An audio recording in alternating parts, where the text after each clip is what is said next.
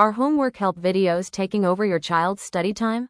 From YouTube to Khan Academy to AI tools, answers are now just one click away. Many parents are surprised by how quickly these videos can replace real thinking. Without clear rules, helpful tools can turn into harmful shortcuts. So how can you prevent this? Start with Rule 1. Let your child try first. Encourage them to work on a problem for 10 to 15 minutes before watching any video. Rule 2. Watch actively. Ask your child to take notes, pause the video, and explain the lesson out loud. Learning happens when children think, not when they copy. Rule 3. Set a time limit. Keep video help to about 25% of homework time.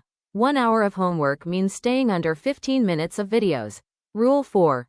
Choose trusted sources.